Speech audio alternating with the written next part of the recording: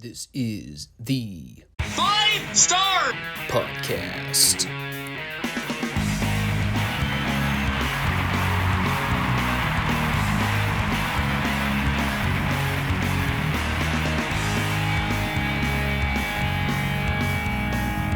Let me talk to you.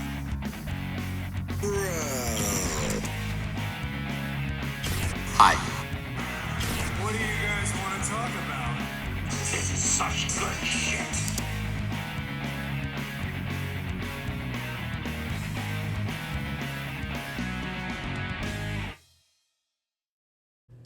Thanks, guys. Back to you. We coming in hot, baby. Got some big topics to cover for this episode. And by big, I mean a relatively underwhelming WWE Premium Live special. Of course, most of them are underwhelming, but yeah, that Money in the Bank show on Saturday, it was not their best effort. We'll also get into the classic coverage because I know everyone's just dying to hear my take on Retro Raw from 1995. I think I've run out of adjectives in the dictionary to describe the word horrible. Pretty soon I'll have to start making up my own words. All right. So welcome everyone to the Five Starr Wrestling Report. We are on YouTube and Rumble every Monday and Friday for new content and new material. As I mentioned on last week's Monday show, I've decided to put the SmackDown reviews on hold for the time being. It's just going to make it difficult to track what's happening on the PLEs unless I go out of my way to watch YouTube clips. And Lord knows I'm really going out of my way to seek those out at the moment. Generally, there just hasn't been a whole lot grabbing my attention with SmackDown anyway. Hence the hiatus from all the reviews we've been doing. I think with the WWF In Your House specials, it's better for me to kind of focus on those and stay more true to the classic format we've got going. But I did promise I would keep doing the PLE reports. So we'll get to Money in the Bank in just a sec here. Make sure you all subscribe, comment, like the show for me. Best thing you can do to support the channel is just leave a like and come back to check out the show either on YouTube or Rumble, whichever platform you prefer. I mean, YouTube's always going to generate more traffic, but I'm secretly trying to push Rumble more because there's less censorship and word policing. So I can drop an F-bomb in the first minute and not get punished by the YouTube Gestapo for swearing at the beginning of every video. I remember when YouTube used to not suck. Those were the good old days. You can all thank the Google buyout for that one. But we got a lot to cover this week, so I don't want to overdo it at the beginning. Got plenty of venting in me, so I don't want to use it all up at the beginning of the episode. Try to save a little bit for the Retro Raw report. But let's get this Money in the Bank review out of the way, because generally I just really didn't have a whole lot to say about it. And actually, let me just say this up front before we even get into anything wrestling related on the card. This has bothered me for a very long time, but I have to talk about it. Where the hell does WWE find these quote-unquote musicians? God, these people are rotten. Was that Samantha Irvin I heard singing the national anthem? I wasn't actually in the room when I heard it, but it sounded awful from where I was. That's the chick that was on America's Got Talent? Good God.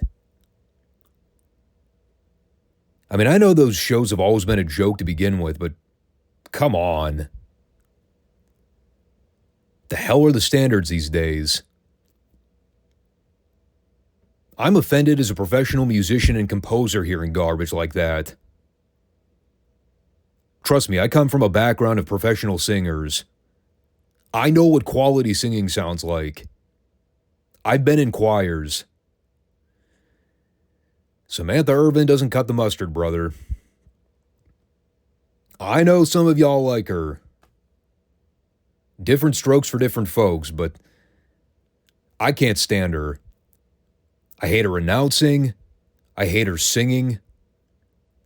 I hate having to listen to her give herself a hernia every time she introduces somebody. But I'm sure she's a nice gal. Always got to throw that caveat in there. So yeah,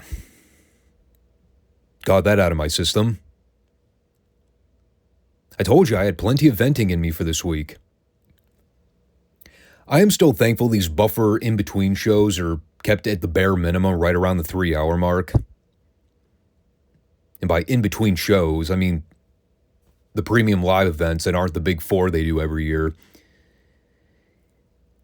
I still hate that Money in the Bank is its own individual event, as opposed to them just doing it at WrestleMania each year like they used to. I mean, I've been complaining about that shit for well over 10 years now, and no one's ever done anything to fix it. So we're stuck with it. I do understand that there's an attraction component to having these annual Money in the Bank ladder matches. The problem is that traditionally, most of their Money in the Bank winners have been booked like trash, and they never really come out better for having won it. I mean, go back and look at the timeline and see for yourself if you don't believe me. You know, but just the fact that we've seen so many of them in the last 15 years,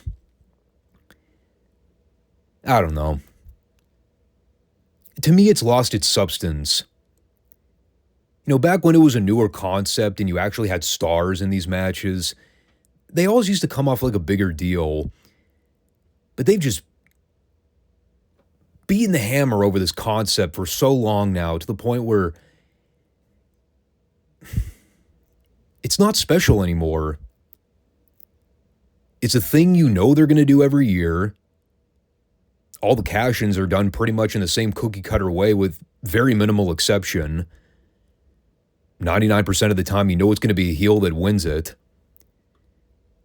If they're actually lucky enough to carry the briefcase for a while, they're usually booked to either job out a bunch, or they just get made to look like geeks on most occasions. It's so predictable at this point. And like, sometimes predictability isn't a bad thing. In this case, it kind of is. Just because the structure of it never changes. It's the same thing year after year after year after year. They all just blend together. Again, though, I've been preaching about this stuff for years now. I mean, I probably regurgitated most of the same information when I did last year's Money in the Bank review. And the year before that. So we opened with the men's Money in the Bank. Because, you know, I have to use gender terminology when I'm talking about modern WWE gimmick matches. Because if the men get to have a Money in the Bank ladder match, gotta make sure the women have one too. Just like all the other gimmicks. And that's why nothing means anything in 2024. Because they've neutered and watered everything down by letting the girls play along.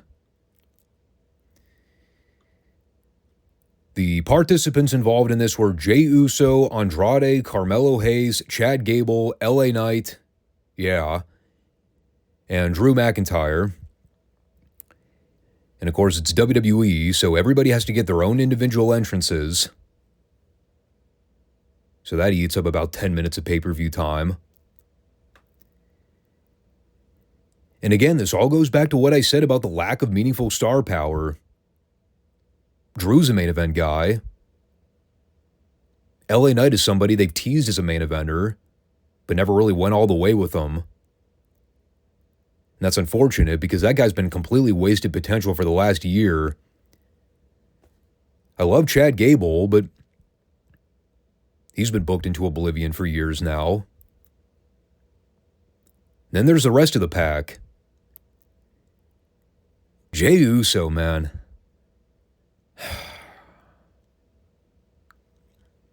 I'm sorry. I just don't get it. He's all entrance to me. Once you get past all the yeet stuff and the crowd doing the little dance along, to me, there's just nothing there. I don't see the whole main event thing they've been running with for the last year. I mean, that match he had with Jimmy at WrestleMania was utter garbage. The fact that we've already seen him lose high-profile world title matches on multiple occasions, I don't understand why they keep trying to make something out of it. To be honest, I think your critique of this match kind of depends on your level of fatigue when it comes to Money in the Bank matches at this point. After seeing so many of them for years now, to me the whole concept's been overexposed. And now it's just a constant game of can you top this, where everybody's going out there and trying to come up with all these innovative ways to kill themselves. It's dumb too, because I even remember when I was listening to the promotional thing at the beginning of the event, they're using all these verbs to describe how you can win the briefcase. Climb. Scale. Reach. Crash. Fall.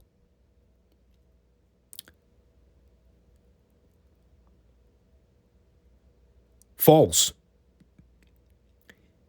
That is not, in fact, a proper way to become Mr. Money in the Bank. I assure you, falling and crashing is not a certified tactic to winning this briefcase. That's pretty much what the whole thing was. Crash and burn stunts. For almost 20 goddamn mother knucking minutes. 6 guys just trying to come up with all these creative ways to either take bumps on ladders or set up all these goofy spots to take said bumps on ladders. I do like how Drew's gimmick now is that anytime he even gets into the ring, the people just shower him with CM Punk chants. Living rent-free, brother. It is the best WWE storyline in 2024. And those guys have never wrestled a single match together. I honestly don't have anything to say about the action, though. It is every cut-and-paste ladder match you've ever seen in a modern wrestling setting. There's no story being told. The layout is always the same. You know, it's 2 guys fighting to gain possession of a ladder while everybody else lays out on the floor waiting for their cue to jump in the ring. I'm thankful nobody died. It's probably the highest compliment I can give it. Drew winning was kind of a foregone conclusion. I mean, you can argue they wasted it to set up a plot device for later on, but I mean, at the end of the day, I didn't even really have a problem with that. Did anybody else in this match really need the briefcase? Not really. LA Knight doesn't really need a contract to earn himself a title match down the road. Jey Uso doesn't really need a contract to get a world title match. The other guys involved, I mean, nobody even really buys them as main event world title challengers anyway, so who cares? No offense to Gable. So I was fine with Drew winning. You know, though, I had one major gripe about a missed opportunity here. I don't know how they didn't think to do this, but it would have been so perfect. Could you have imagined the reaction in the room if Drew went to climb the ladder to grab the briefcase, and right as he's reaching to unhook it, You get CM Punk fucking around in the production room with the controls so he can hoist the little attachment doohickey up higher. And then Drew looks down and sees Punk waving at him. Damn, that would have been so awesome. But I get it. You know, they needed to have Drew win here to set up the big angle for later on. So, I mean, you're only going to do a spot like that if you were going to have somebody else win the match. And again, they did have something pre-planned for later on, so I won't fault them. And then they followed that with the Sami Zayn Braun Breaker IC title match. And I was really interested in seeing this match, if for no other reason, I wanted to see if they were going to book this to be a quickie. On paper, you see a match like this, looking at how they've apparently been booking Breaker on Raw by having him smash through a bunch of guys and basically lay waste to the entire roster. I mean, if this thing went any more than 2 minutes, I would have been shocked. You know, Corey's trying not to telegraph the finish here by going, I think Braun Breaker could be the next IC champion. Which really pissed me off when Breaker lost. I mean, as soon as Corey said that line about Breaker becoming the new champ, my first instinct was to think, he better be if you're going to book the fucking match. Guess I'm the poor sapper thinking common sense would come into play here.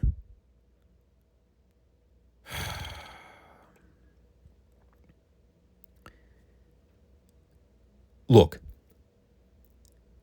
I like Sami Zayn. I've enjoyed his work in WWE for years. You know, he's somebody that's always taken advantage of every opportunity given to him. He tries to make the most of it, regardless of how stupid.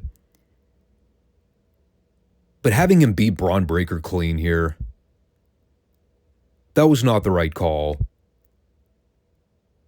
And unfortunately, they didn't even pull the in and out procedure with this one.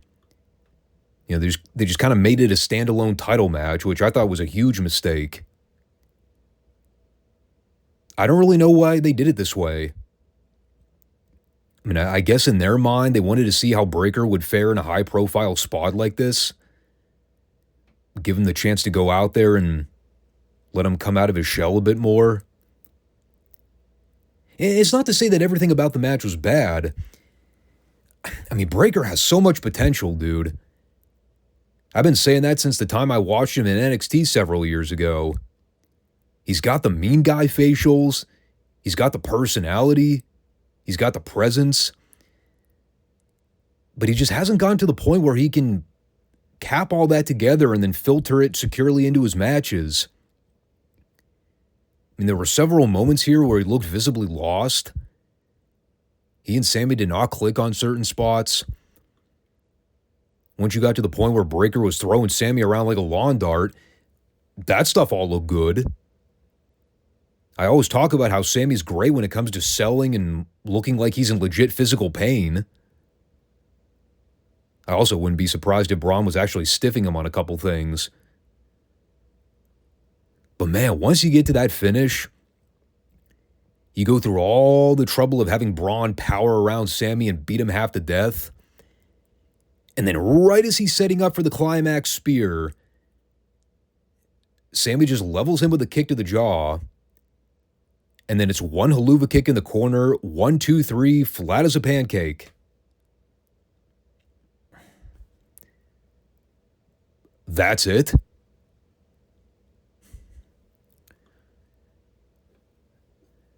Well, that came off like a wet fart in church. Yeah. I thought this missed the mark. On top of the bad finish, I don't think they played to Braun's strengths here. I don't think he's ready to have long pay-per-view length title matches right now. He's too raw. He's too green. Overall, this just wasn't a good match. Not that it was a clash of styles or anything, but it was the wrong kind of match to have. The wrong match structure, wrong finish. Yeah, this is a huge letdown for me. I really had high expectations going into this, and I mean, they pretty much did the polar opposite of what needed to happen. I don't know. I was very perplexed by all this.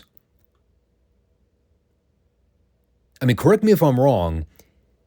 They have been smashing over Breakker on Raw, right? I've seen countless clips of him destroying main roster guys and leaving them for dead. I think I heard Michael Cole say that he beat Gunther to qualify for this match. That's a pretty big fucking deal. Didn't he put Ricochet in an ambulance on his last night with the company? Why go through all that if you were just going to have him job out the Sammy here? Maybe there's something to the story that I'm missing, but to me, I just didn't really understand this. I don't think it did Braun any favors. But we'll see. So then we had John Cena come out to announce his retirement.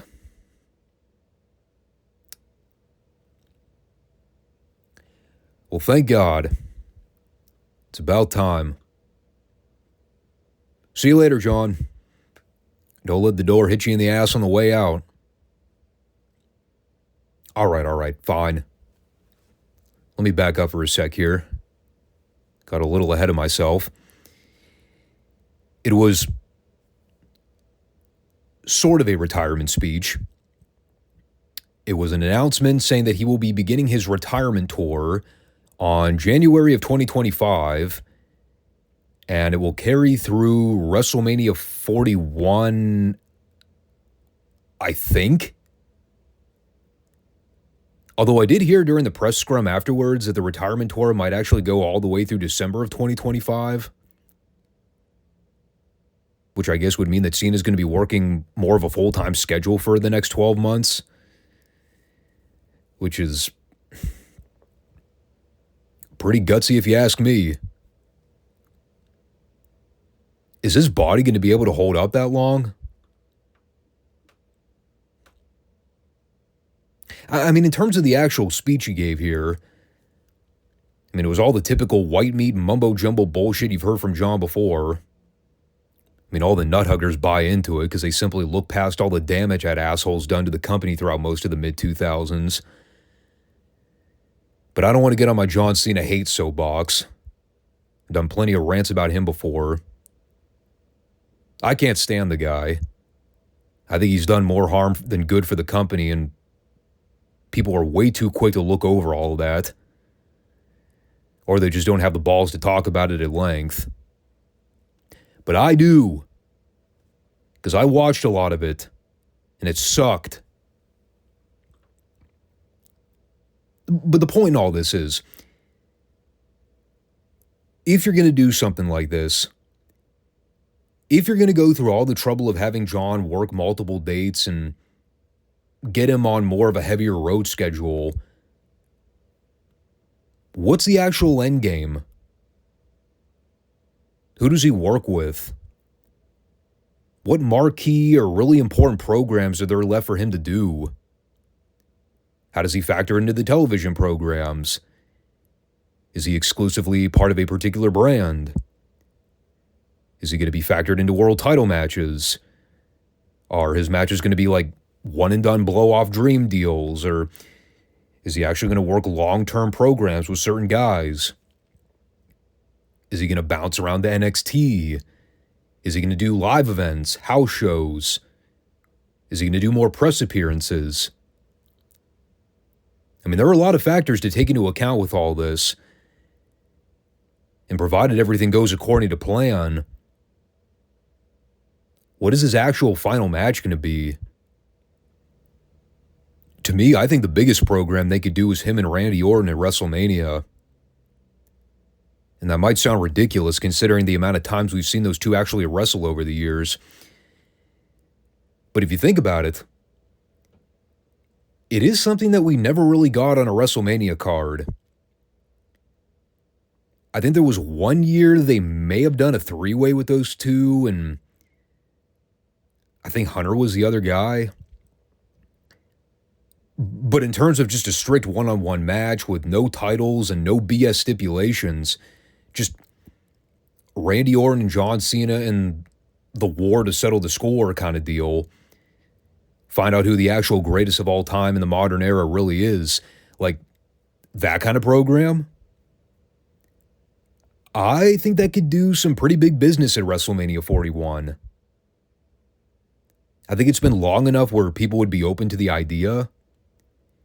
It is a WrestleMania attraction type match that I think those cards really need every year, where you focus on the big stars, but you're not tied up to belts or all the other nonsense. I'd like to maybe see that. And I've been on record saying I'm not a John Cena or a Randy Orton fan. But I'm also smart enough to understand that there's actual money in revisiting a feud like that. What people would say is the modern equivalent to a Rock Austin type program. By 2024 standards, yes. So we'll see. I mean, I'm not really going to put a whole lot of stock into it until we see what they actually do. I wouldn't have him win the Rumble or anything. I think that's a bridge too far. I don't think John really needs that credential at this point in his career. Although, since you do technically have 2 world titles right now, if the Orton Cena thing is out of the equation for Mania, you could always do Cody and Cena on one of the nights, provided they'd actually have Cody carry the belt all the way through Mania next year. It's a match you think would happen at some point, right? Even if Cody were to go into that program as a heel. I know that's all fantasy booking, but there is a genuine curiosity for me to see what they actually plan for a 2025 retirement tour for John. Because I think he even said, once he finishes up next year, that's it. He's done with wrestling entirely. He's going to go back to making movies, and he's just going to close this chapter of his life. Which I know is hearsay, because, you can never trust a wrestler when they say they're going to retire. But if it's genuine, and he actually means it, they could really make some bank by promoting John for a lot of these major events in 2025. It's all about who they slot him with and how they feature him in the lead-up, but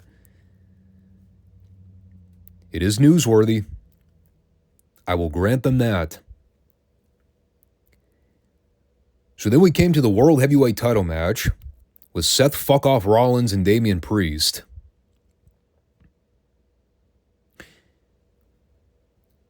Sidebar here. I know I haven't been watching the TV shows, so I may have missed a massive growth spurt.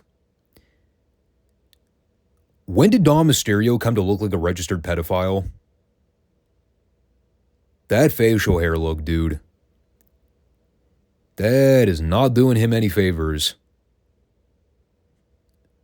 Nor is the goofy long-haired mullet, which has now grown about 3 feet since the last time I saw him. The hell happened to him?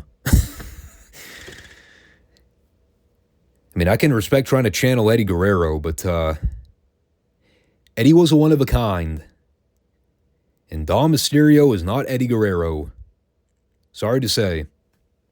Regardless of what the paperwork says.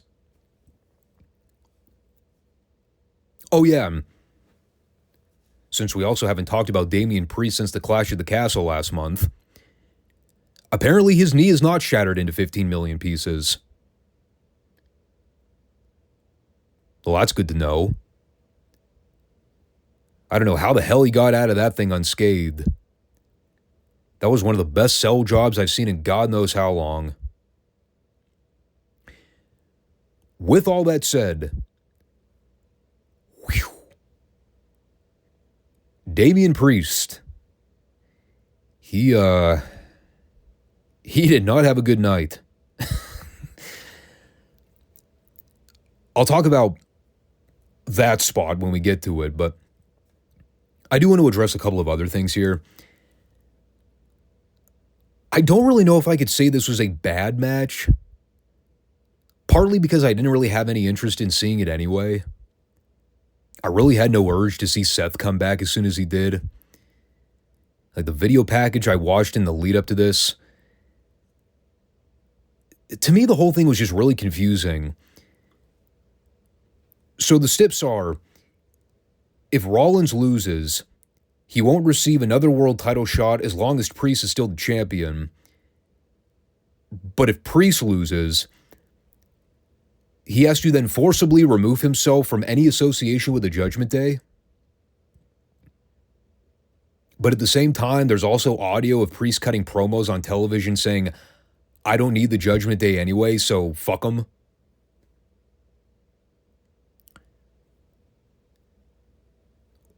Okay, so why does the stipulation matter then? If Priest knows he can win without the help of his pack of goons, why does it matter? He can just voluntarily leave the group whenever he wants. Why the fuck would Seth give a crap? So that really didn't make a whole lot of sense to me. And the match itself,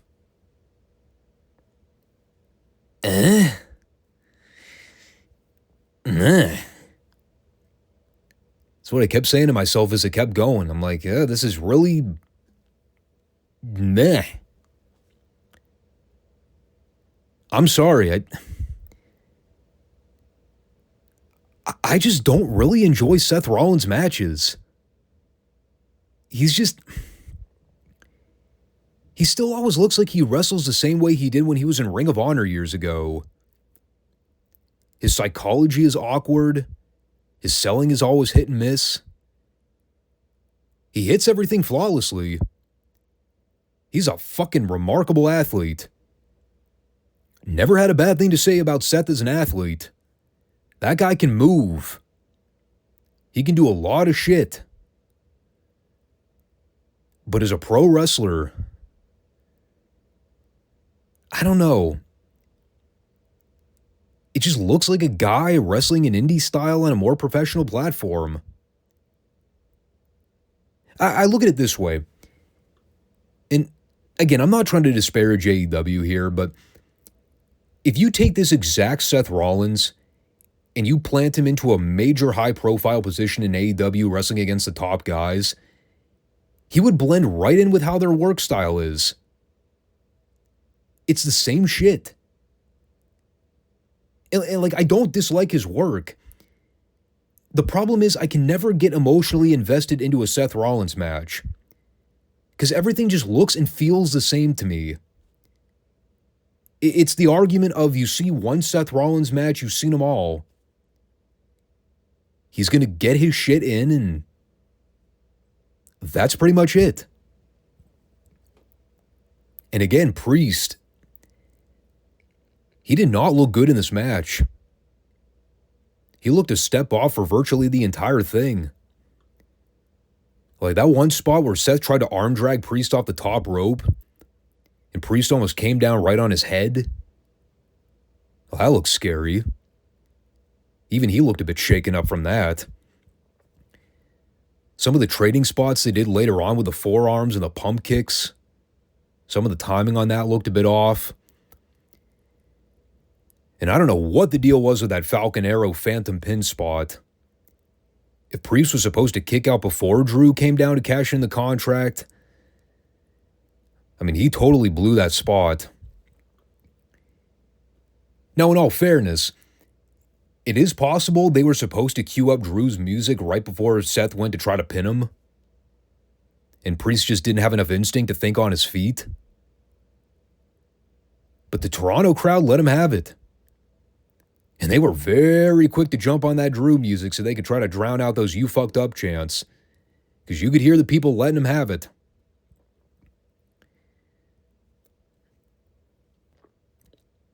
So the match itself was kind of meh. But once they got Drew out there and had him cash in the briefcase, that's where things turned around. And yes, the moment Drew cashed in, everybody with 2 brain cells could figure out where that was going. So it turns into an impromptu 3-way. Because in storyline, Drew was apparently stupid enough to try to cash in before the match was over. So now he had 2 guys to worry about.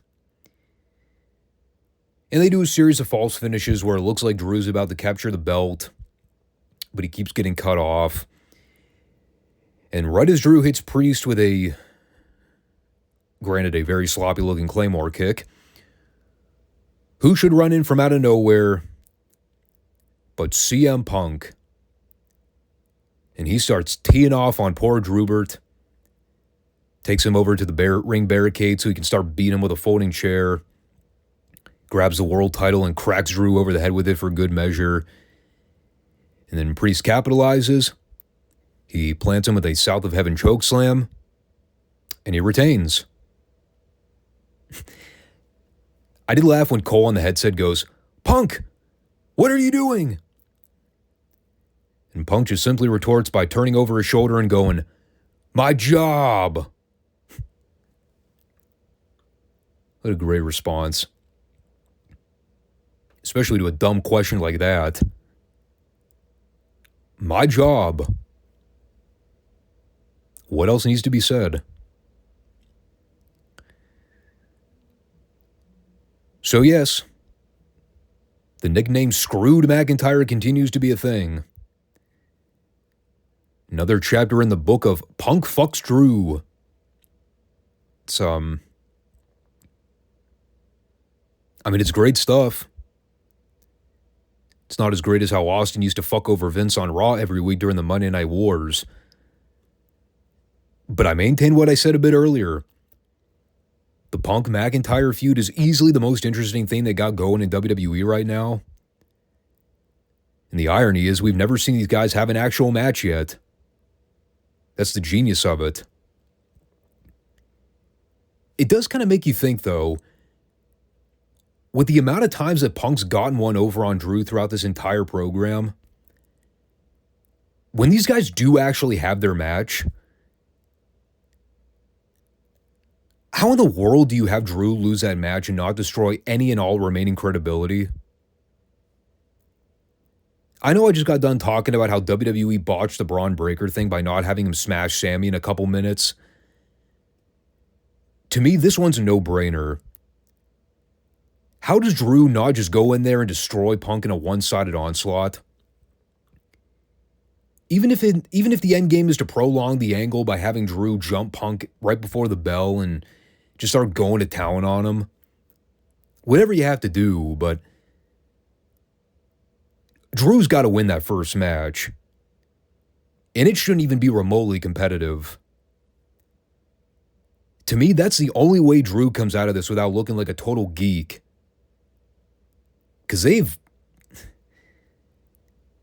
done a lot to him. They've done everything but cut his balls out from under him.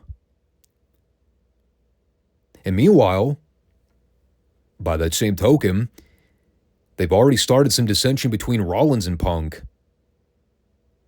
You know, Rollins is there calling out Punk afterwards, and he tore into him for a minute.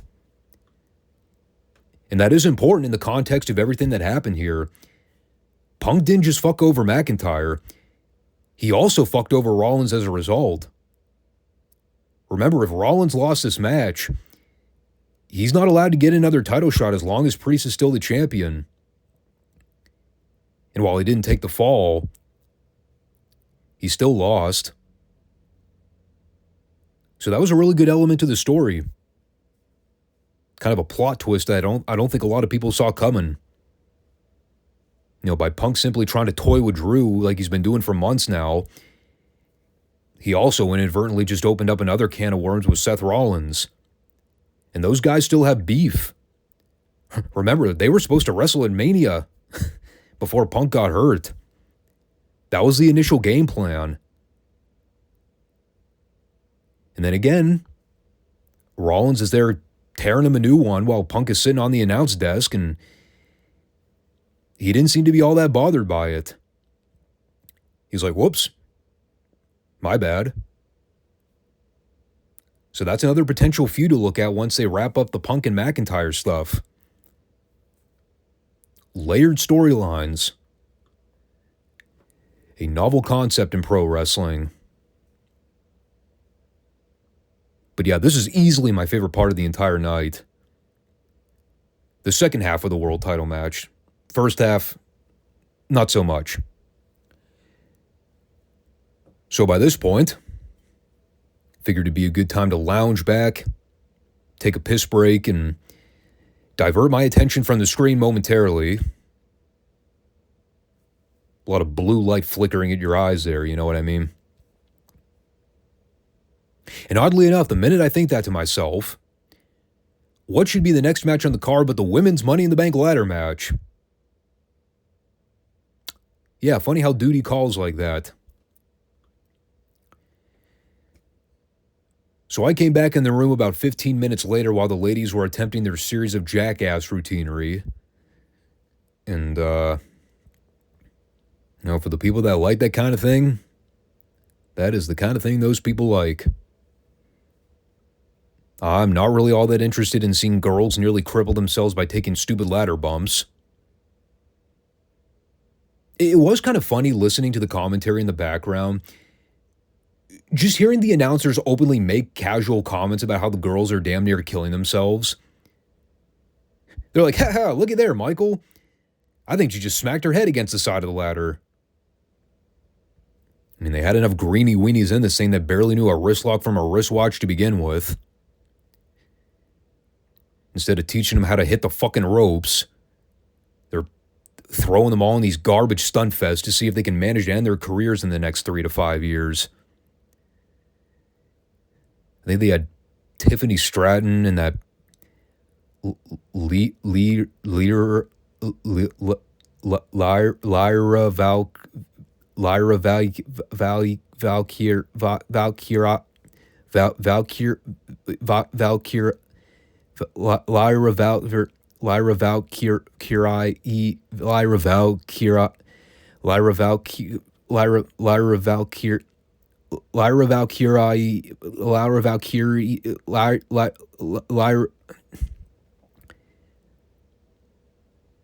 that girl. Yeah, she was in there. Chelsea Green, I think, was doing comedy spots the whole time. They kept joking that she was afraid of heights. I was like, thank God I'm not wasting my time paying all that close attention to this thing. And the commentators are single-handedly turning the whole thing into a comedy match without even trying. So yeah, Tiffany won. Those are my remaining contributions to the commentary on this one. I don't care. They can tell me it's Tiffy time all they want. I think I'll just start calling it Iggy time. Because anytime she pops up on the screen going forward, I'm going to give all of her segments the Iggy and go do something else. Like count the tiles in the ceiling. I'll probably have more fun. So then we arrive at the main event. A 6-man tag showdown with, I guess what we're now calling the new Bloodline. Bloodline 2.0. Against the babyface team of Cody Rhodes, Kevin Owens, and Randy Orton. And it was also Tama Tonga, Jacob Fatu, and Solo Sikoa fighting on behalf of the Bloodline. Poor Tonga Loa got pushed back to desk duty for this one. He got to stand out there looking really good in a suit for 20 minutes. Did I hear Michael Cole at one point try to claim that Jacob Fatu was 6'9" and 270 pounds? 6'9"? So what the hell does that make Randy Orton then? 7'2"? Christ almighty, Orton easily towered over Fatu in this match. Was Orton wrestling on stilts? I had to have heard that wrong. There's no way he said Fatu was 6'9". At the most, I would say he's like 6'3". And that's like when JR and Tony Schiavone tried to claim the Russian assassin was 6'8", 350 pounds on Crockett TV. Get out of here with that shit.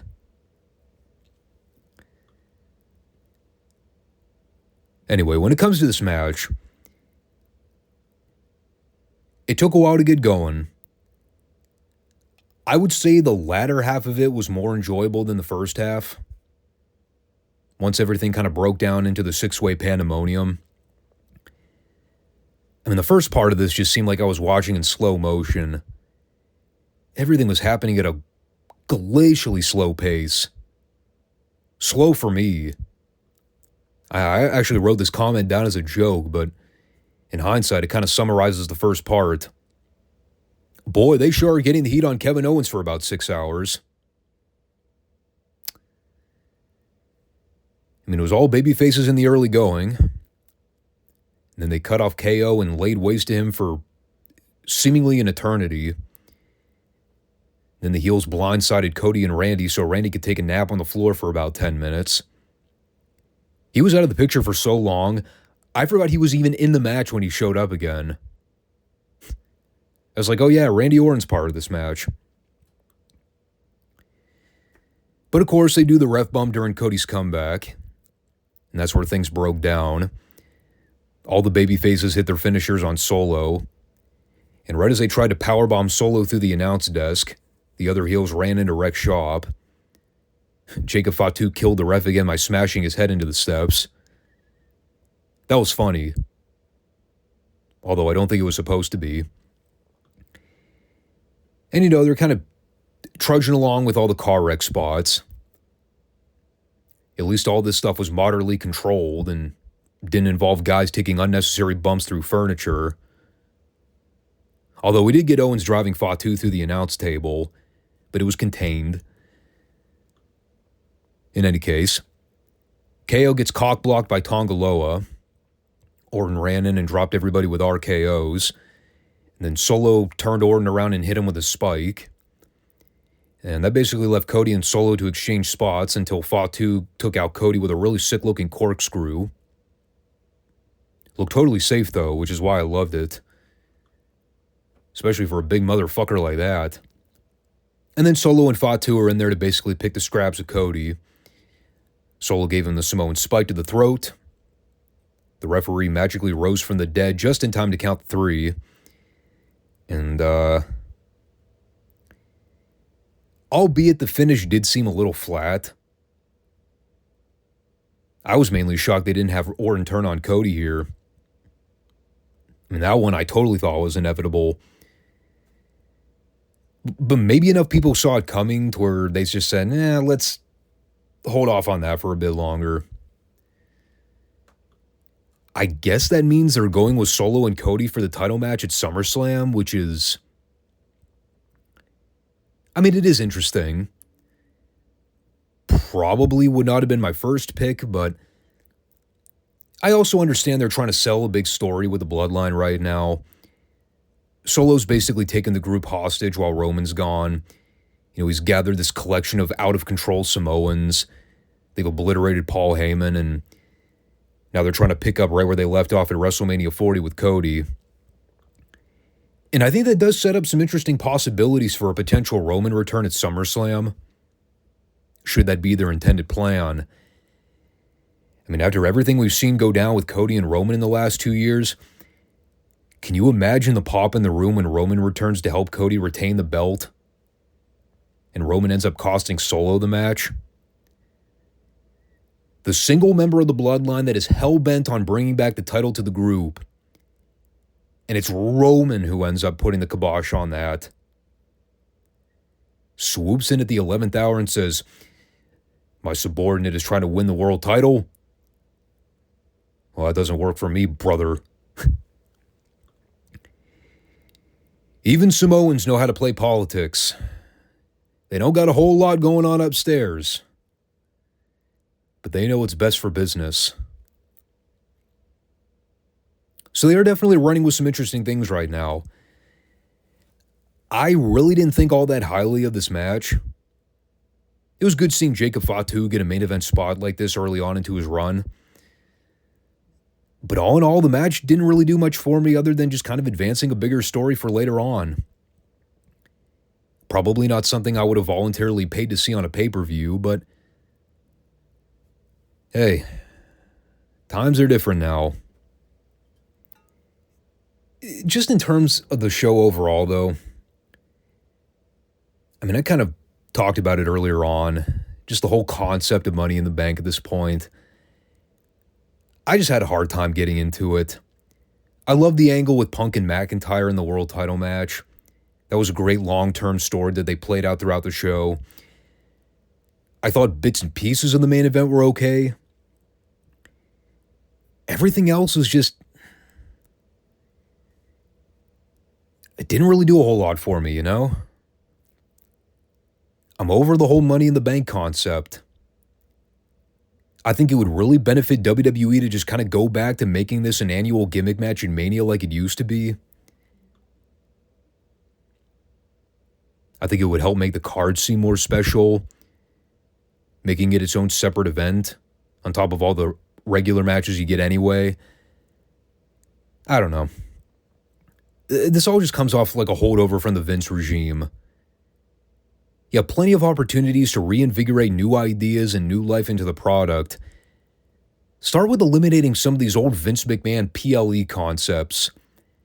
Elimination Chamber, Hell in a Cell, TLC, Money in the Bank.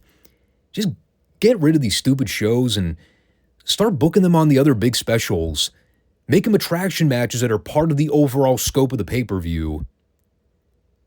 Elimination Chamber should be happening at Survivor Series. Hell in a Cell, I would argue it's a gimmick match you should maybe do every couple of years when you have a really big program. Maybe you book it on like a Bad Blood event or something like that. Money in the Bank, keep that exclusive to WrestleMania. And stop letting the girls participate. Jesus Christ.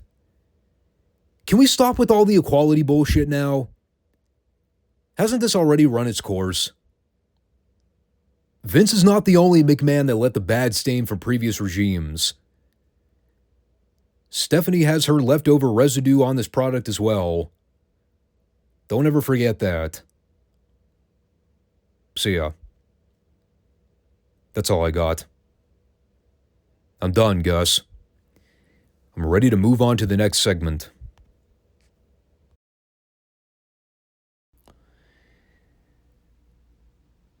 I think the real question here is, how fast can I blister through this Raw report? Hopefully in under 5 minutes. Although I'm well aware that's not going to happen. I know I'll evidently get on some kind of tangent. I do want to say one thing before we actually cover the segments for this week. This thought actually hit me as I was watching the cold open recap. You know, obviously the Second in Your House pay-per-view is coming up in about a week and a half. As much as I've hated the majority of this Diesel versus Sid $1 Million Corporation storyline, one thing I can't deny, they've devoted a lot of television time to this fucking thing. Do you remember when they actually started the build to Diesel and Sid? We are going all the way back to the Raw after WrestleMania, when Sid turned on Shawn. That was in April. Hard to believe. But we are officially 3 months into this feud. And albeit it really doesn't seem like much has happened, aside from a really mediocre pay-per-view showing with Diesel and Sid for the title, as well as a completely worthless King of the Ring tag match. But they were determined. They were determined to milk the hell out of this program for all it was worth. And it was practically worth 15 cents in Chinese money. which should really tell you something about the general state of this godforsaken program right now. So we open with the Roadie versus Jerry Flynn. We are now at the point with the Roadie where he's actually getting babyface pops. People are finally catching on to the fact that, hey, you know, this Brian Armstrong fella, he's actually a pretty talented motherfucker. Meanwhile, he's still wrestling as a heel on television. Like, you know, pulling the ropes for leverage during submission attempts. Whatever. It's a quick little match. Road Dogg won with a powerbomb, catching Flynn during a leapfrog attempt. And now they are pushing the agenda that Double J is trying to hog the Roadie's spotlight after he gets his TV wins. So you can obviously tell that, you know, before things went up in flames with his team, they did actually have plans to have them feud with one another. And I'm trying to remember, when does Jarrett actually leave the WWF?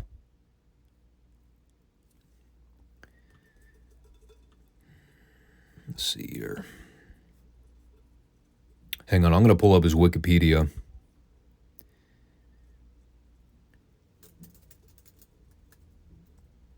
Oh, God. I forgot that Jarrett's still employed with AEW. Poor guy. What a wasted contract.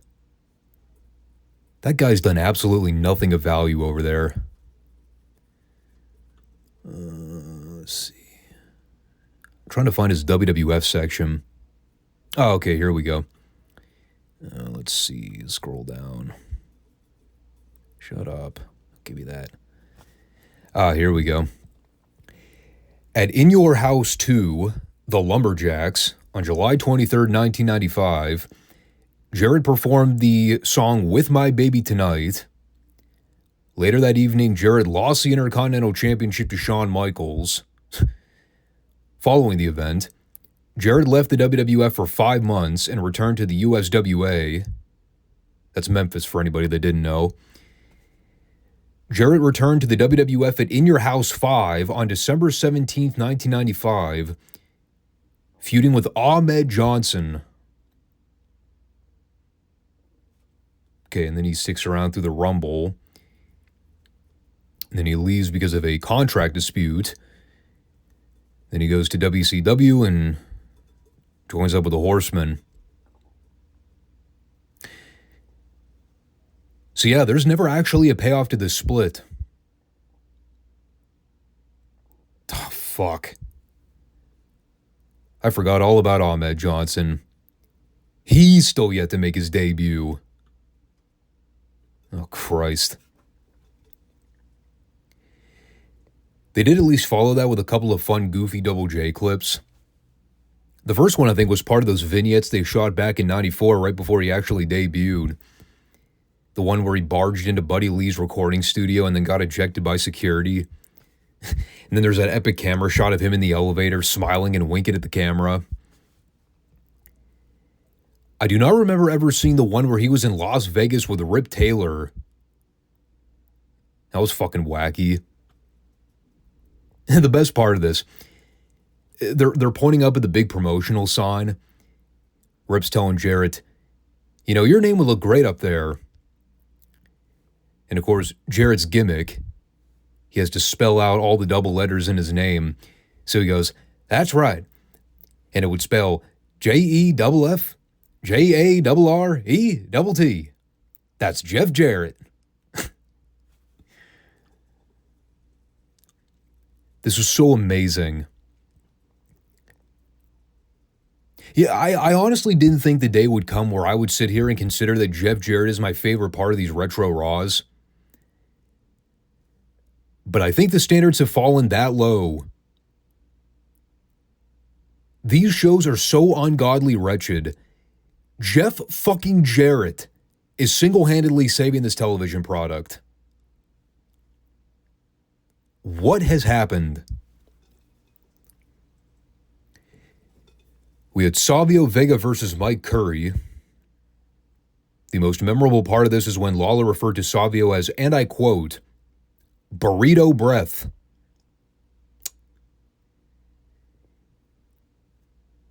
The things that totally wouldn't fly in 2024. Savio won with a cradle in about 90 seconds. And then Lawler gave Vince a business card for his next appointment with Isaac Yankem. As if. And then they follow that with one of the tackiest in-your-house commercial plugs I've ever seen. It was... God, it was so 90s. It was almost as bad as those old Nitro Party clips they used to show back during the Monday Night Wars, with all the dorky drunk college kids gangbanging poor Gene Okerlund every week. It is every cartoon gimmick WWF had under contract at the time, and they're dancing and partying in some kid's living room. Furniture's being rearranged, food's getting thrown around, and then his mom comes in at the very end and asks, "What is going on here?" Then the kid turns around to look at the camera to go, "Breakfast."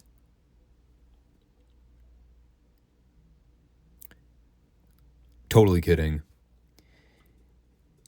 No, in fact, it was a swerve. Turns out it was a figment of his imagination. He was like, "Remember how cool it was when I was partying with the Sheepwhackers? And Bob Backlund was bitching about how I was uneducated." This show sucks. So as you could probably tell, the show's already completely gone off the rails 20 minutes in. Why not make the situation even more train wreck horrible by throwing Psycho Sid out there for an interview? I mean, you all know what you're getting when Sid's given a microphone. It's either irredeemably bad or irredeemably hilarious. Sometimes both, depending on the level of fucks given at the time. This one, I would say, more so fell in the camp of just being flat out bad. I mean, the problem was Sid barely got to speak here, so he just kind of stood there the whole time and looked disinterested. Probably wishing he were playing softball. So Ted's putting over the story that Sid is not afraid of Diesel.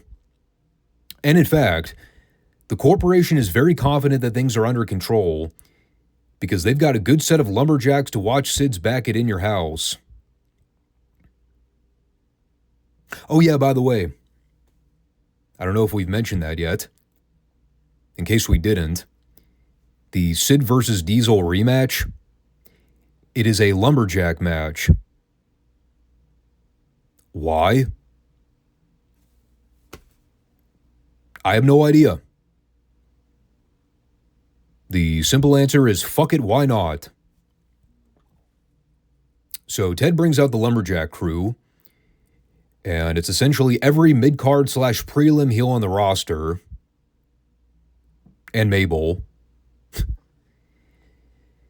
If anyone even remotely considered Mabel a top guy after winning King of the Ring, that credibility was immediately lost the moment he was standing out there at ringside like just another one of the boys.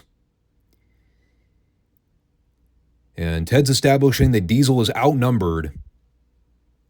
There's no way he'll be able to withstand the mass of humanity that surrounds him at ringside. And then Sid just did another one of his "I'm the ruler of the world" catchphrase deals, and that was pretty much it. I do believe there was a moment where Ted mentioned a guy's name that we had never seen on television one time.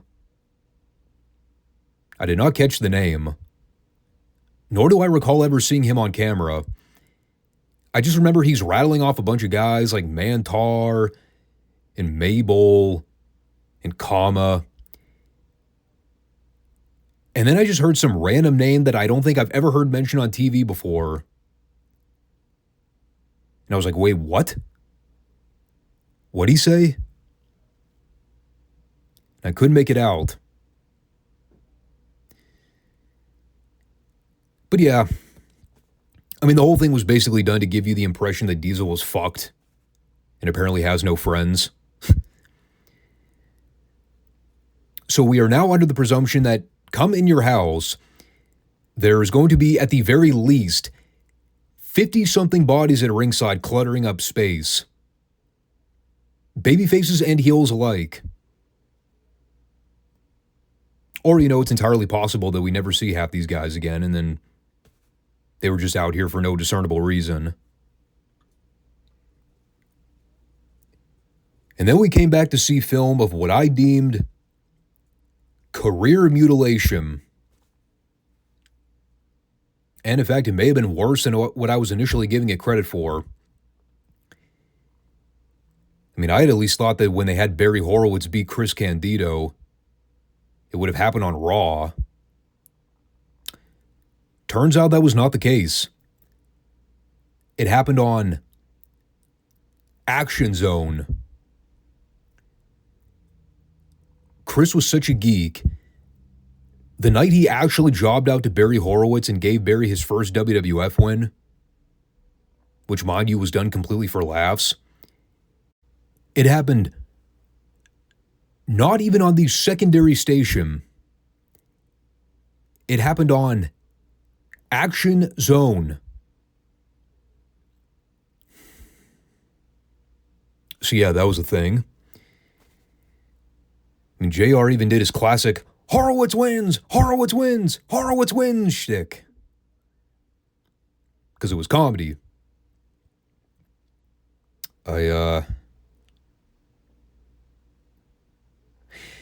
Yeah, I honestly don't even know what to say about that. I knew it was a thing.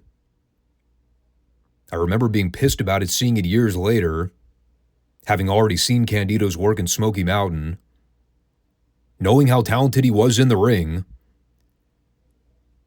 Here in 1995, he was being used in underneath comedy feuds to get over Barry fucking Horowitz. And nothing against Barry, but I mean, it's the Brooklyn Brawler dilemma all over again. He was a job guy for years. He never won a single match. And when they finally decide to have him win, they beat an actual talent who could have done so much more for the company if given the chance. So I hated watching this. And you'll be shocked to hear, they make an actual story out of it. The buck doesn't stop here, folks. Plenty more to come. So then Hunter wrestled Matt Hardy, which was comical in and of itself. Someone apparently forgot to remind Matt to shave his armpits this week. Well, now I actually don't remember. Was it Matt or Jeff that Hunter wrestled years later in WWE and kind of buried his momentum when he was starting to get over as a main eventer? I vaguely seem to recall it being Matt, but maybe I'm misremembering. May have been Jeff. Well, here in 95, the story remains the same. Hunter toyed around with crew cut Matt for a while and then beat him with a pedigree. The more things change, the more they stay the same. You know what else never changed? Hunter's boring match pace. People like to often rag on Ric Flair for having the same match for over 30 years. At least Flair didn't wrestle in slow motion. Seriously, every fucking Triple H match from 95 through whenever he officially retired full-time. Just a bunch of plodding, boring offense. It's like watching a Kevin Nash match, but more mobile. I think I start to see why those two hit it off. Not to speak ill of anything Hunter's ever done as a business executive. He certainly wasn't my cup of tea in the ring. That is for sure. Glad to know we're basically in store for another 15 years of it. So following another Todd Pettingill in your house update, our main event this week was Tatanka and the Hog Farmer versus the Allied Powers. The very first thing I documented in this segment was the single sign in the crowd that read as follows: Flex Luger, which was both ironically funny and telling at the same time. Almost as if it was a warning. Quick, Luger, your career is fucked. Do what you do best. Flex. Flex for your life.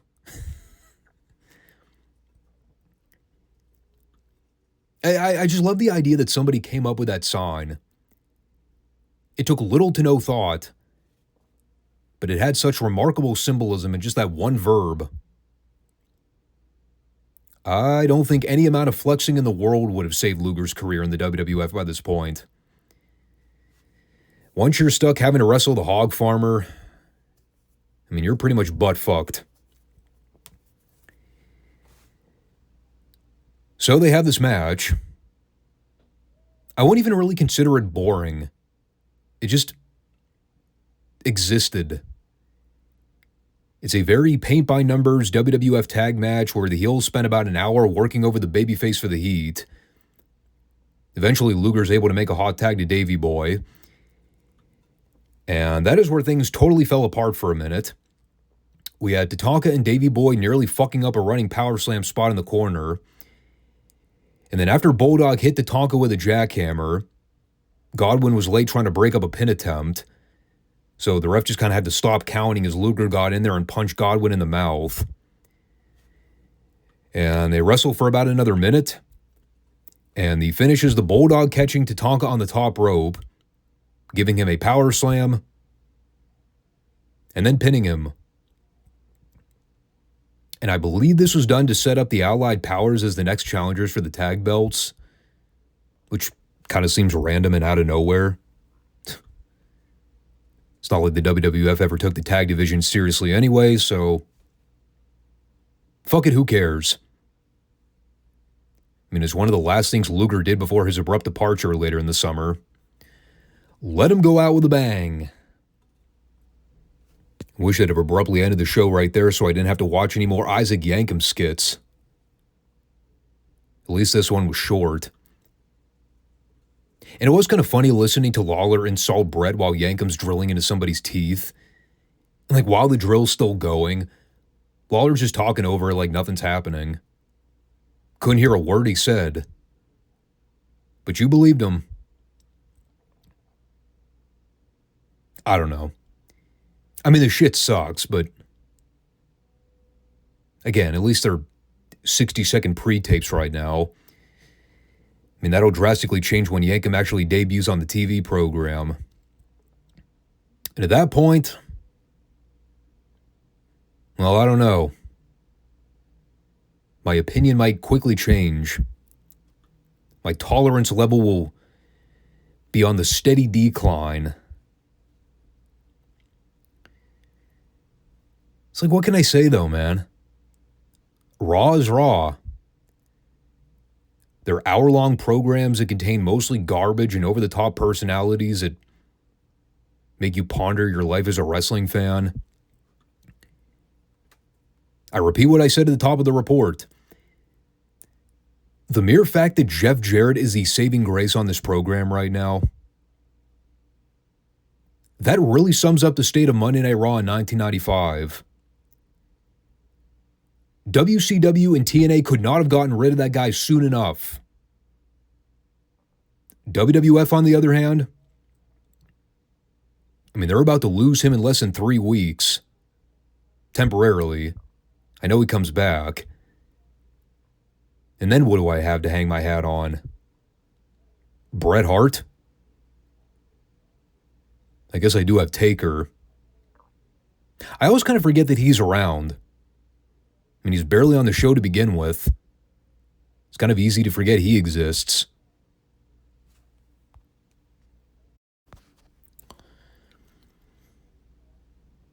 In any case,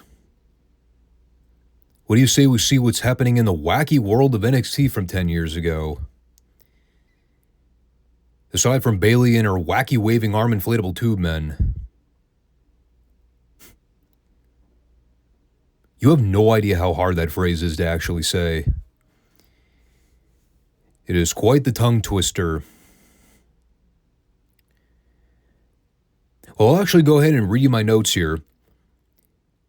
NXT begins with Matt Bloom being creepy and wanting to hug the announce team. Because you see, Bayley's gimmick is that she's a hugger. Apparently it is contagious. She comes out and starts hugging all the fans. So naturally the announce team all want to hug each other as a result. Everybody except Renee, who simply told Matt, in the kindest rejection imaginable, "We'll talk later." Translation, he wasn't getting no Renee action. So we're still like, what, technically a couple months out from the next takeover. I think I read the next one isn't scheduled until sometime in early September. And aside from everything going on with Tyson Kidd being a dick to all the main eventers, there's really not a whole lot of other stuff grabbing me at the moment. I mean, there's stuff happening on the show, but it's not all that captivating. I am certainly not interested in any of the melodrama happening with the divas. After that segment I watched the other week with Charlotte and Sasha, it would have taken an act of God to get me to care about any of their shit. The only lesson I've learned from any of this is that women can't be friends with each other without causing problems. Which, I mean, live a regular day in the real world, you know that's fucking true. Come on, ladies. Don't be salty. You know that's a fact. Next time Giga Chad walks in the room when you're with your best friend, you let me know how that friendship turns out. So the opener is Bayley versus Summer Rae. I will give you one guess. How do you think it went? If you answered horrible, congrats. You've been watching your fair share of Summer Rae performances. There was a point here where Summer went for a pump kick on Bayley, lost her balance, and fell right on her ass. Camera did their best not to show it, but we know what happened. They do a bunch of sloppy catfight spots toward the end. I've seen more convincing brawls with drunk girls at bars. And then we get the most baffling finishing sequence I've ever seen. It was so terrible, I could not believe they didn't try to retape any of it. This was something Jim Cornette would have retaped in OVW before ever letting it air live. Summer catches Bayley with a spin heel kick. She goes to make a cover, but because she's green and has no idea what she's doing, she doesn't bother to check to make sure Bayley's shoulders are actually pinned down. So, of course, the ref is like, "Her shoulders are up, you dumb bitch. Pin them down." And if that wasn't bad enough, then they do a spot a minute later where Summer gives Bayley some awkward-looking leg scissors leg drop combo. We get the classic NXT announcer line. She calls that the so-and-so. I didn't even write it down. It was so goddamn stupid. And then she does the same thing again. She goes for a pinfall, does not check to make sure Bayley's shoulders are actually down. So, yet again, the official has to remind her, "Yo, asshole, shoulders are not pinned down. Stop sucking at your job." And so Summer rolls her eyes. She presses her entire body weight down on Bayley. Poor Bayley has to lay there motionless to wait for this dumb bimbo to figure out how to actually execute a fucking pinfall. And then the ref counts 3. So not only did they beat Bayley, they also made her look like a goddamn idiot in the process. My notes conclude with the following. Fuck this match, and fuck Summer Rae. I can't remember. Who was that one chick that people used to constantly piss and moan was really bad in the ring? Yeah, I know I just narrowed the talent pool down to like half the fucking female roster. But no, I remember there was a girl they had wrestle on NXT television for months and months. And like the gimmick was everybody hated her, thought she had no business being in the ring. Her matches were infamously bad, but they kept sticking her out there as a form of getting heat. Because I guess she had tits and a big ass. Another holdover from the Vince McMahon era. The name is escaping me, but I'm sure I'll remember it pretty soon.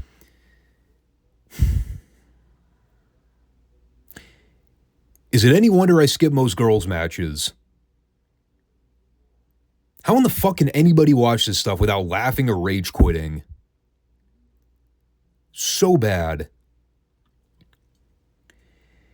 And we follow that with a quick pre-tape showing the fallout to last week's main event. Neville was checking on Sami Zayn in the trainer's room.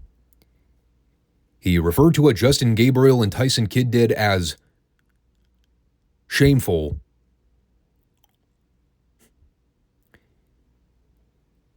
Yes, beating the shit out of Sami and nearly leaving him for dead.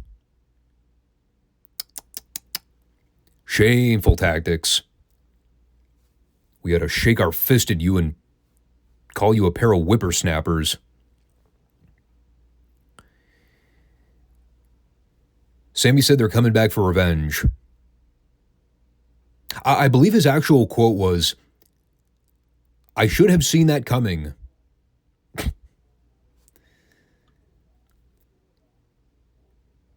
Well, apparently Sami's an idiot. Because he hasn't been watching the show for the last month. All the warning bells going off that this Tyson Kidd fella's a raging asshole. Sami did not see it coming. Gotta love stupid baby faces. And then Gabriel followed up with a promo of his own. He told Devin that sometimes to get ahead in life, you have to break some rules. Said that Neville and Zayn don't have the skill, the agility, the talent, or the good looks of Justin Gabriel.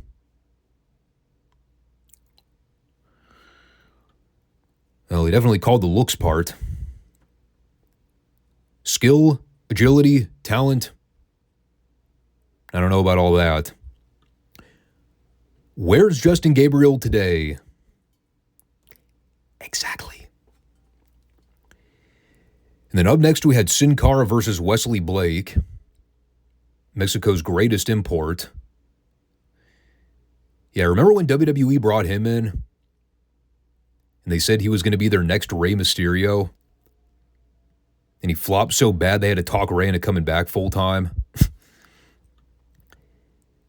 I honestly don't even know.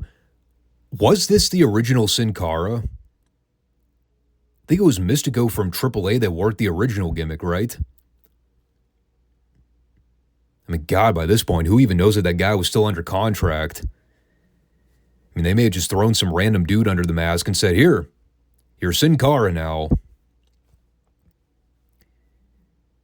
Didn't Chavo Guerrero wrestle as Sin Cara at one point?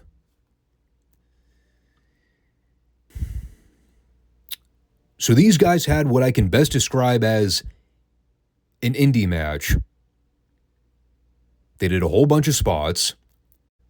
There really wasn't any form of psychology to anything they did.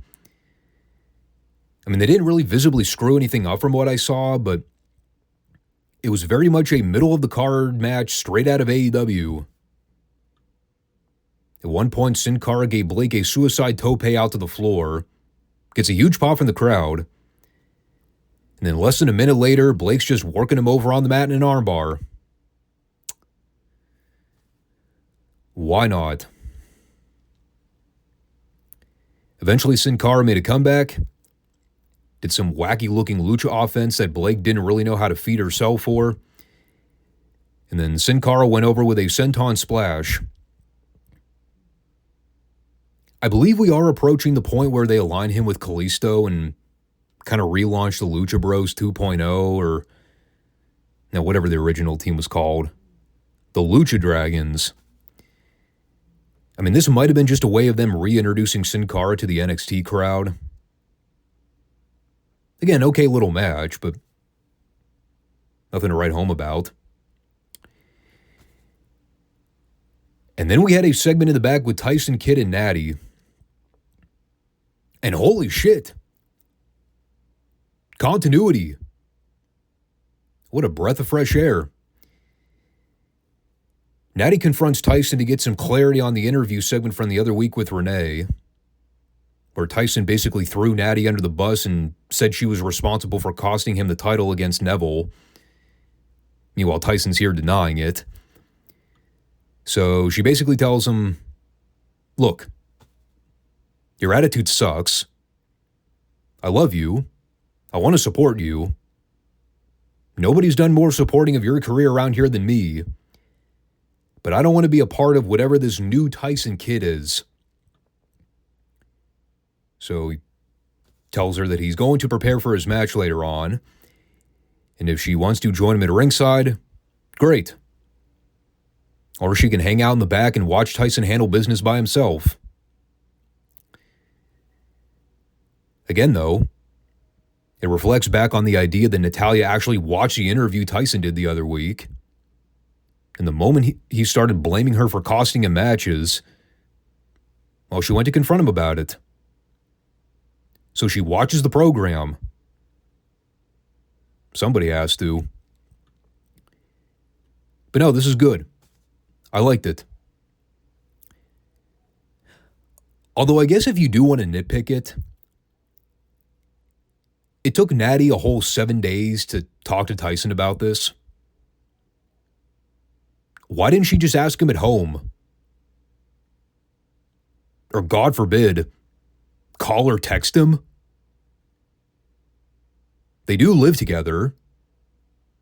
I would presume Natty has the guy's phone number. So yeah, that part didn't really make a whole lot of sense. In her brain, she was like, I've got to ask Tyson about this. I'll wait for the next TV episode. Well, all right then. So then we had a very, very dumb segment. Here comes CJ Parker. And he's here to issue a blanket apology to Xavier Woods for his actions the other week. He says that things got out of hand. He has some regrets. And now he wants to extend the olive branch. So he calls out Woods.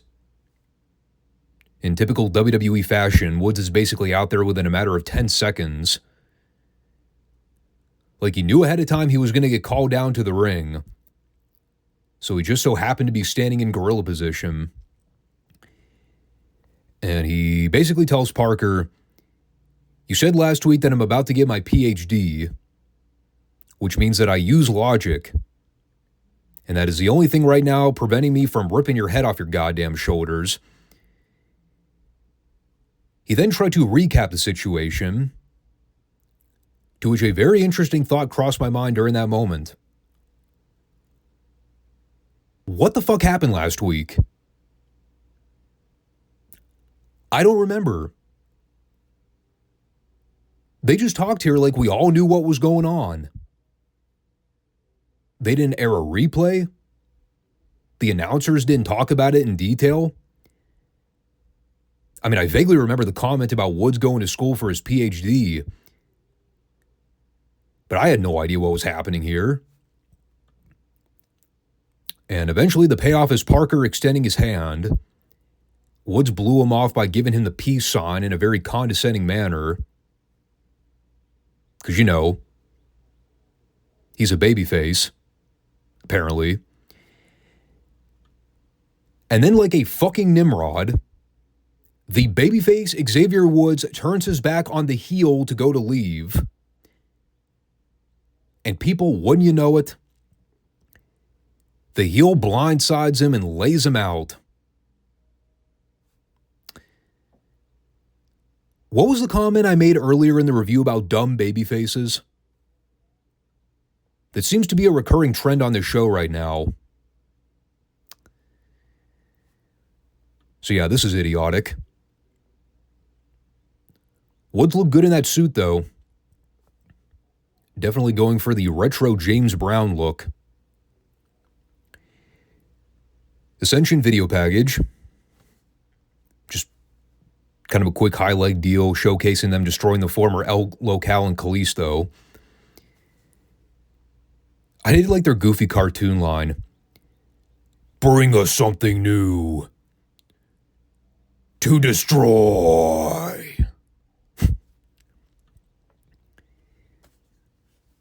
They're like the quintessential comic book villains. God, those guys got shafted so hard on the main roster.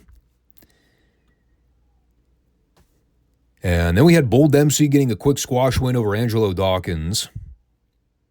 And their attempts at getting over Bull as a mastodon on commentary. Renee channeled her inner Jesse Ventura by saying, I read about mastodons on Wikipedia.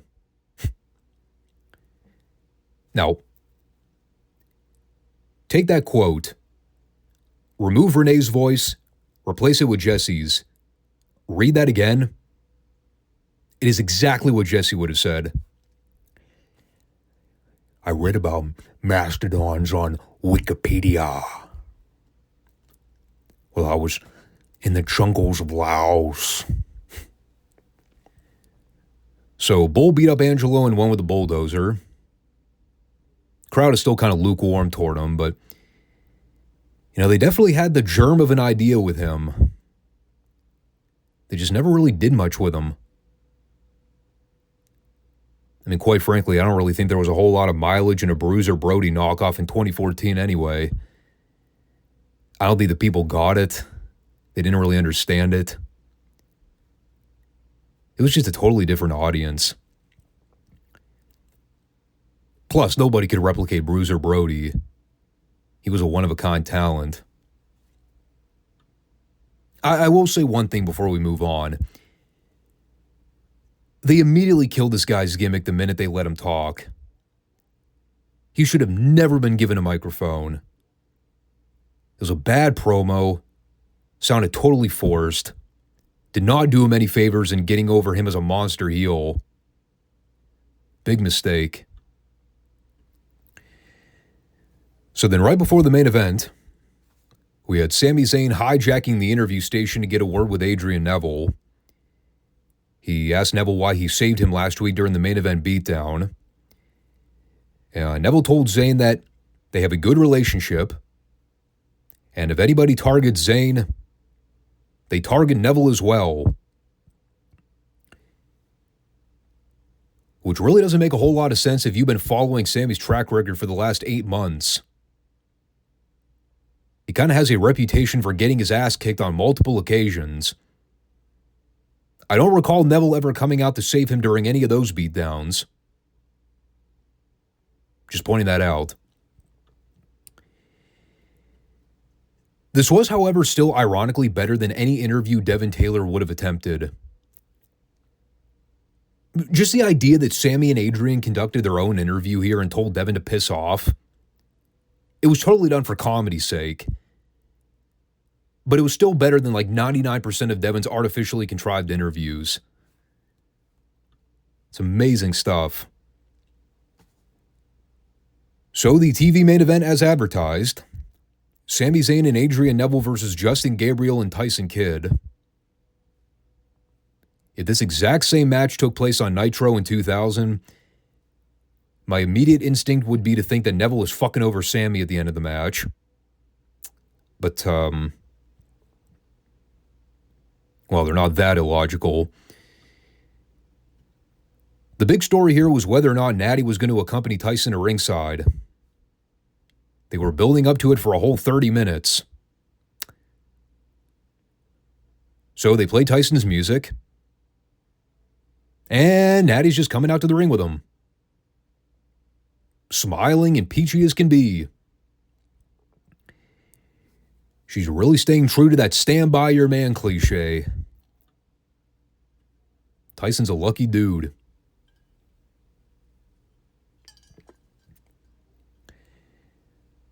So during my attempts at watching this match while also drowning out the abysmal commentary, I couldn't help but catch Matt Bloom's comment about wanting to see the dirty, nasty side of Justin Gabriel. This man is not gay, for the record. But during this hour-long program this week, we have now heard Matt call to see the dirty and nasty side of another grown male, and he tried to openly hug the other male announcer during a Bayley match.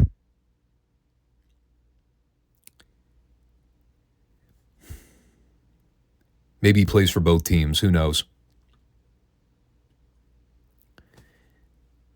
Beyond that, I mean, the wrestling here is pretty good for the most part.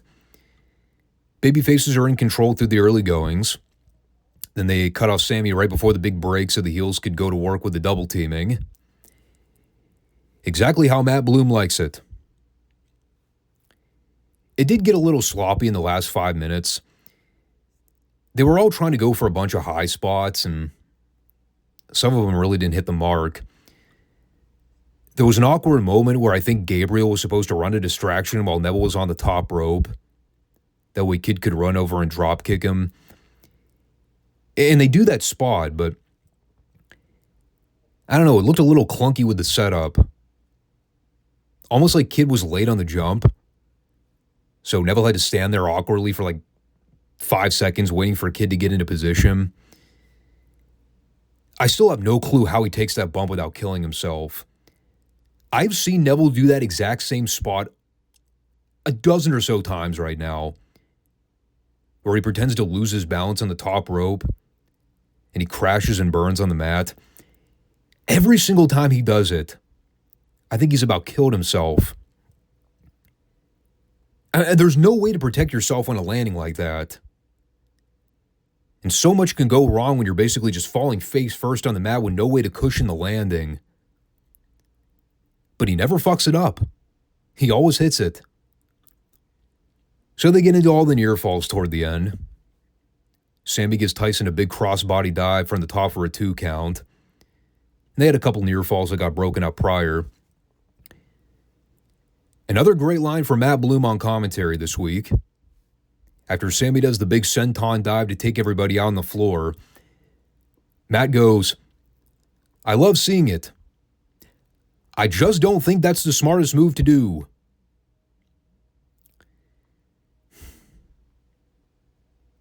You don't say, Matt. You are preaching to the choir, my friend. Been saying that shit about the independent guys for years on end. And no one will listen. It's quite a spectacle seeing guys do corkscrew planchas. Probably not the smartest fucking thing to do when you're trying to win a wrestling match. But what do I know? Oh yes, and for those wondering, Sammy did take out his own partner on the dive. Nobody even called that into question. Sammy just dived right on top of Neville.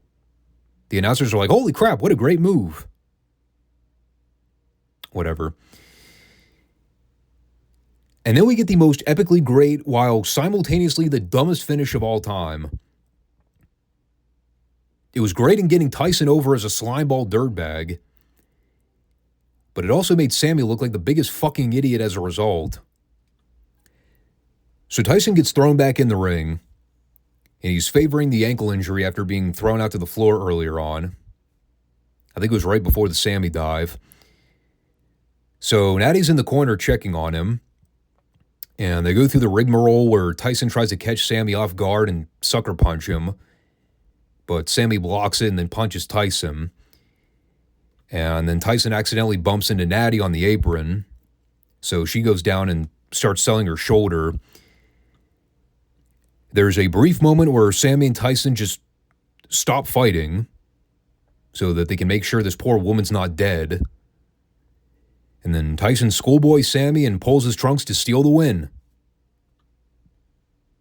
And while on the surface, I did laugh at the idea of Tyson being so much more concerned about winning a wrestling match than his own wife possibly being hurt. He's out there celebrating on the ramp like he just won the world title, and his wife is still down on the mat selling. Like, that part was great. The best scumbag in the world.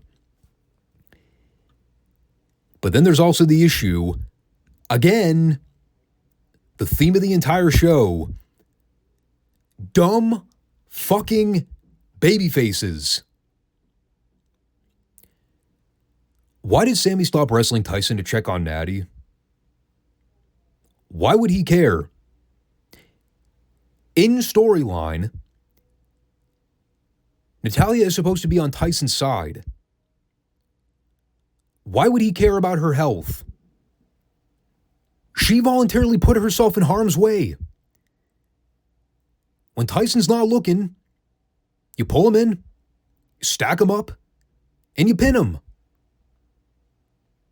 But no, Sam is a fool.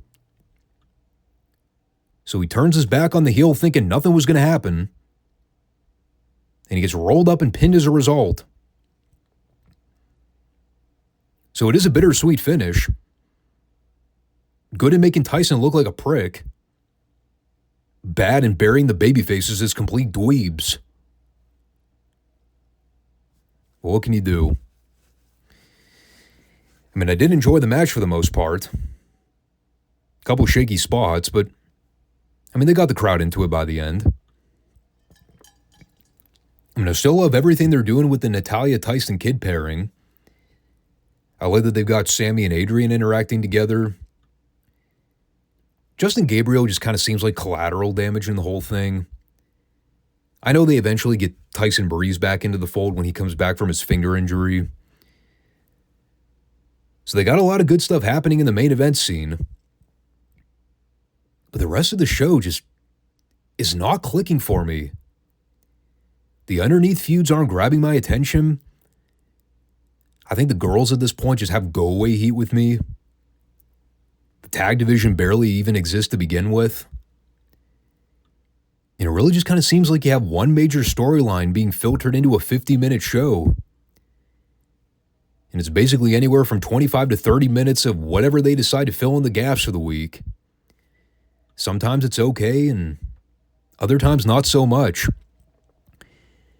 But the dichotomy of what's happening in the NXT title scene versus everything else on the card, I mean, they're at polar opposite ends of the spectrum.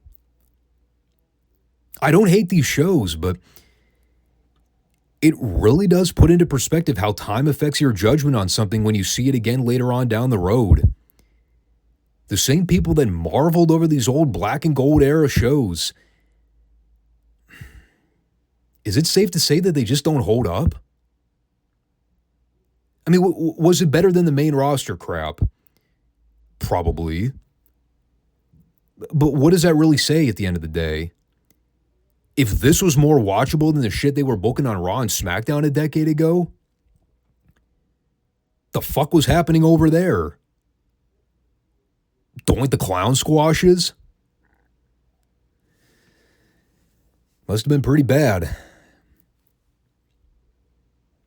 No, we're not talking about Raw or SmackDown from 2014 to find out. Don't ask. I'd rather go sodomize myself with a rubber hose. But, yeah, we'll wrap this one up here. Thanks, everybody, for checking out the show, and hopefully you enjoyed this Monday podcast. Make sure you come back and check out this Friday show, because we got a big Great American Bash pay-per-view coming up. We'll be talking about the 88 Bash from Baltimore in great detail, along with Mid-South and World Class. Some big summer events ahead. Thanks, everybody, and I'll catch you all soon. Peace out.